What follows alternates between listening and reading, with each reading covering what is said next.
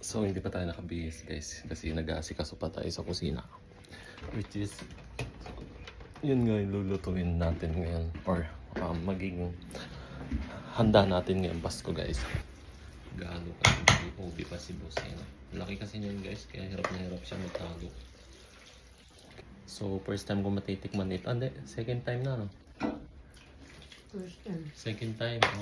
Pangalawang beses na. So yan. Unang Pasko ni boss dito. Kaya naman busy siya. Simpleng handaan lang yung ginawa natin guys. Yan.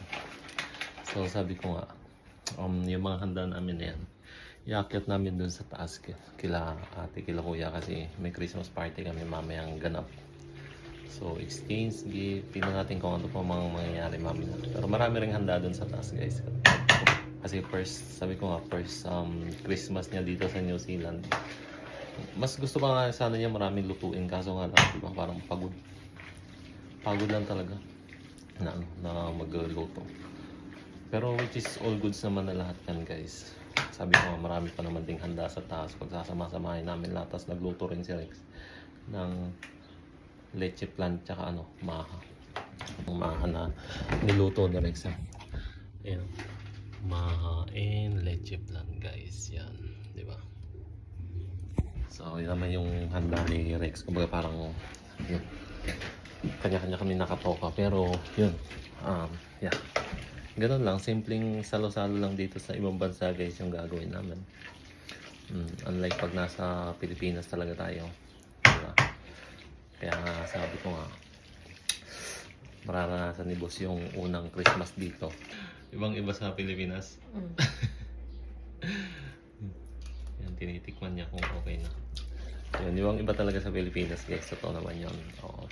Pero yun nga, okay lang. Importante kasi magkasama kami guys. Yan ang pinaka-importante. Ito yung unang Christmas at New Year na magkasama kami ni boss. Yan yung pinaka-importante ron. Tapos siyempre sa New Year, doon naman kami sa Auckland. Doon kami mag-New Year. Manonood kami ng New Year's Countdown.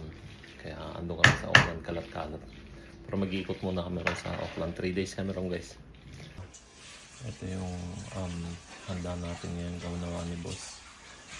Chicken macaroni. Ayan guys. Namin yan. Laki ng lagayan. Yan. Chicken macaroni. So, tapos meron ding lumpia. Ayan, number 1 guys. Ginawa namin yung kahapon. So, piprituin na lang namin ngayon. Ayan. So, time check natin guys is 5 na ng hapon. Kaya naman umpisa na natin. Prituin lahat ito guys. Dami niyan guys. Tapos ito, yung chicken macaroni ang gawa ni boss. Baby? Halo kayo ubi, boss. Kung kayo maghalo, no? So nangangalay na naman dyan maghalo. Ayan. So ako muna maghahalo guys. So yeah. Advance Merry Christmas. Merry Christmas na nga pala guys. Kasi mamayang gabi na yun. Happy New Year. Advance Happy New Year sa lahat. Sa mga OFW guys. Ingat kayo lagi. Yun. Shoutout sa atin lahat. Laban lang mga OFW. Shoutout. Sa Pilipinas, shoutout din guys sa inyong lahat. Ingat kayo palagi dyan. Merry Christmas and Happy New Year. Bye bye guys. Bye bye.